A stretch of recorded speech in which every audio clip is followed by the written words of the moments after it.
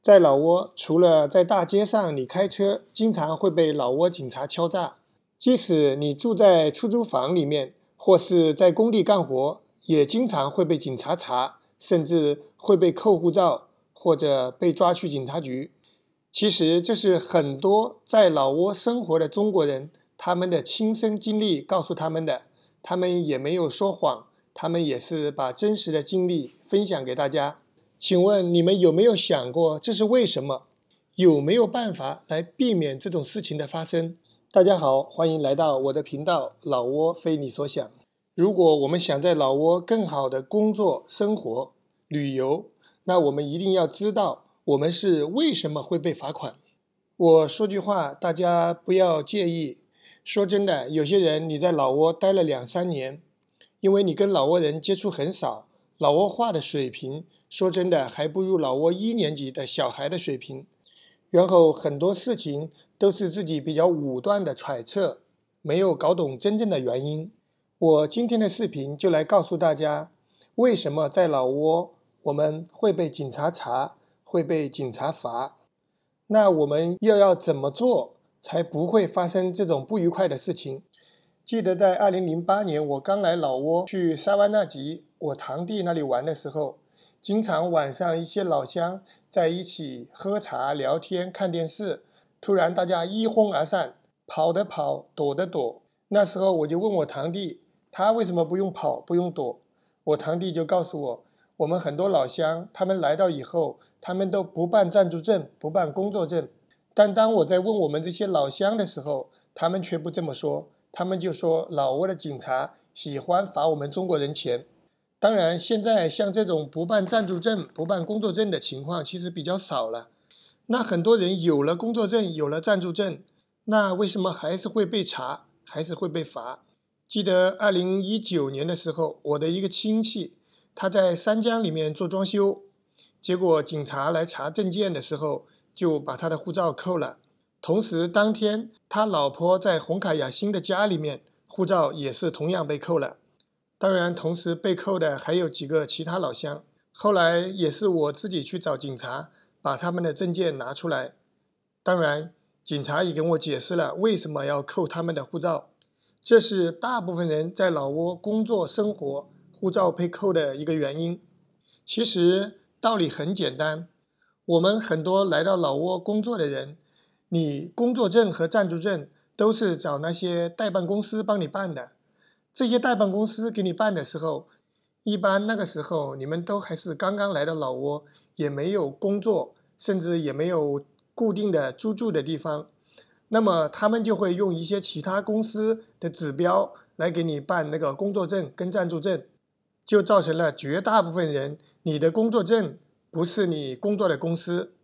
你的暂住证也不是你现在居住的地点。那现在怎么办呢？证件都已经办出来了，你也不可能再去花几百美金重新办。那有没有办法让我们不被罚款，或者少被罚款呢？我觉得是完全可以的。在我分享这个方法之前，麻烦您点一下关注，以后我会有更多方面的信息分享给大家，大家也不会错过。对于我们工作证和暂住证和现在的工作公司以及暂住地点不符，我们应该怎么处理？首先，你应该找证件代办公司或者找一个翻译，看一下你手上这本工作证，它的实际工作公司是在哪里，然后你记住这个公司的名字。如果能通过代办公司知道这个公司的电话，那就更好了。当警察查你工作证的时候，只要你直接能说出这个公司的名字，一般都会过关的。对于暂住证来讲，这个更简单。您拿着你的暂住证，不管它现在上面的地址是在哪里，你到你现在居住的村里面去登记。一般情况下，一个月是1万老币，现在的汇率的话，也就是6块钱一个人。当然，如果村里有什么修庙、修路之类的事，你偶尔赚个几十块，这个就更好了。所以说，本来是一个很简单的事，在有些人面前就变得很麻烦，甚至变成了国际仇恨了。那现在我们再说第二种情况，有一些人他们在老挝找了老挝老婆，甚至是生了小孩，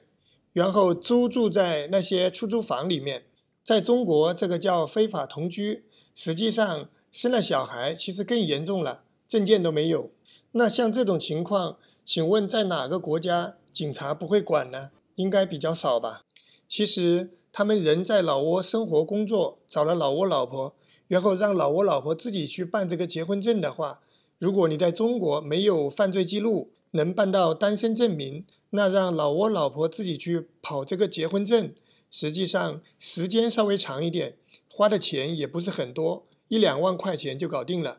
那有些人不管他什么原因，他就是不愿意去办这个结婚证，又要跟老挝老婆住在一起，其实也是有办法的。你们要知道，在老挝有些人他找小老婆，村长可以签字证明是他老婆的，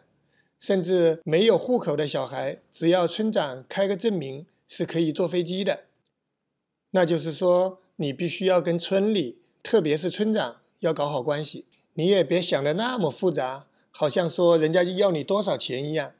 偶尔给村里装一些办公设备，比方说 A4 纸啊，一些写字的笔啊，或者村里面修桥、修路、修庙，你们偶尔赚一点钱啊，其实也没有要求有多少。那么对于今后你在老挝，在这个村里，肯定是非常好生活的。如果你所有的手续都正规、都齐全，那如果你偶尔还能给村里装一些什么小的东西，那实际上人家都会把你捧得高高在上了。像我住的每个村里，他们的电脑、打印机，包括我们的县里给他们一些办公电脑，甚至有时候我给的还是旧的电脑，他们都是非常感谢的。他们有什么活动都会下请帖请我去参加。那你想这样还有什么小问题不好解决呢？